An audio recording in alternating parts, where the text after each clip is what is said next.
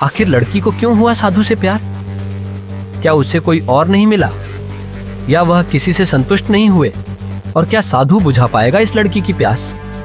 आइए जानते हैं आज की इस वीडियो में।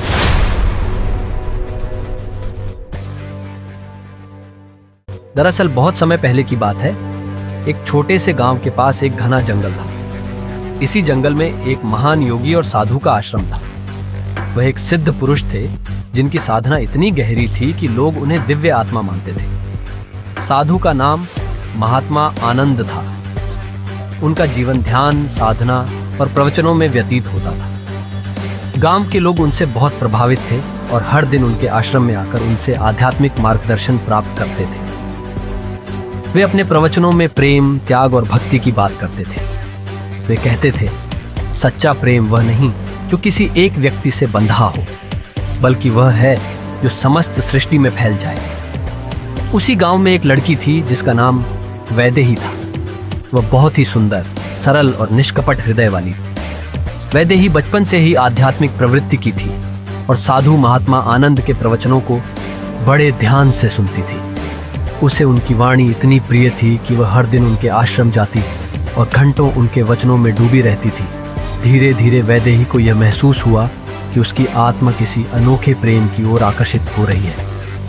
लेकिन यह प्रेम कोई साधारण प्रेम नहीं था।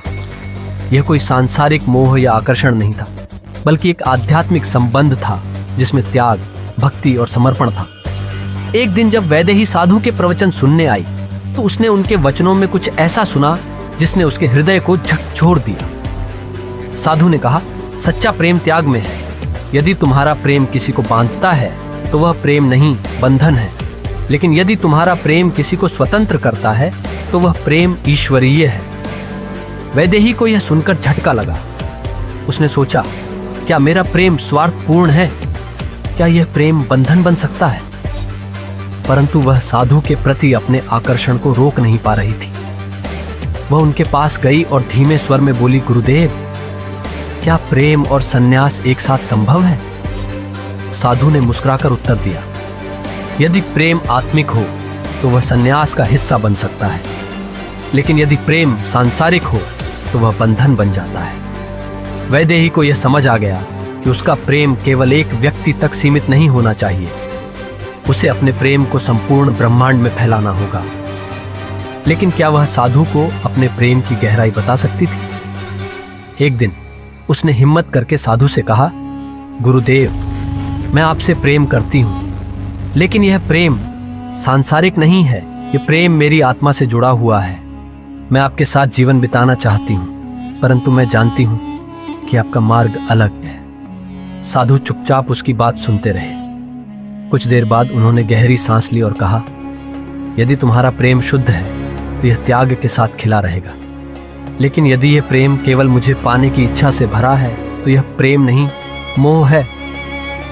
वैदेही यह सुनकर चौंक गई। उसने अपने हृदय में झांका और पाया कि उसका प्रेम सच में स्वार्थ से परे था। वह केवल साधु के साथ नहीं रहना चाहती थी, बल्कि उनके विचारों को अपनाना चाहती थी। साधु ने वैदेही से कहा, यदि तुम्हारा प्रेम सच्चा है तो क्या तुम उसे त्याग सकती हो? वैदेही कुछ पल के लिए स्तब्ध रह गई, लेकिन फिर उसने आंखें बंद की और अपने मन से सभी सांसारिक इच्छाओं को त्याग दिया। जब उसने आंखें खोलीं तो उसका हृदय शांत था। उसने साधु को प्रणाम किया और कहा, गुरुदेव, अब मैं समझ गई कि प्रेम केवल पाना नहीं, बल्कि देना भी होता है। मैंने आपको अपने हृदय में स्थान दिया है, लेकिन अब मैं इस प्रेम को पूरी दुनिया में बांटना चाहती हूँ। साधु ने मुस्कुराकर उसे आशीर्वाद दिया, अब तुमने सच्चे प्रेम को पा लिया है। तुम्हारा प्रेम अब सीमित नहीं, बल्कि अनंत हो गया है। इसके बाद वैदेही ने गांव छोड़ दिया और एक सन्यासिनी बन गई। वह पूरे देश में घूम घूम कर प्रेम, दया और भक्ति का संदेश देने लगी। उसकी वाणी में ऐसी शक्ति थी कि लोग उसे देवी मानने लगे।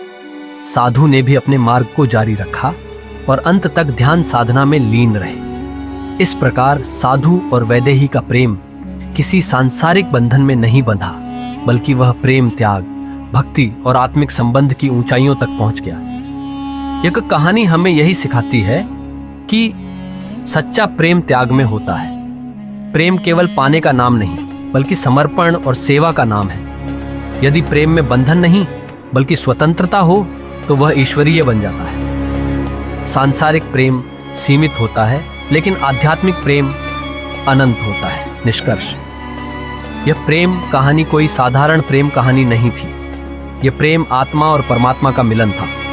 वैदेही और साधु ने एक दूसरे को प्रेम किया, लेकिन यह प्रेम केवल एक दूसरे के लिए नहीं था, यह प्रेम पूरे विश्व के लिए था। इसीलिए यह प्रेम कहानी हमें यह सिखाती है कि प्रेम का सबसे ऊंचा रूप त्याग, समर्पण और भक्ति में होता है।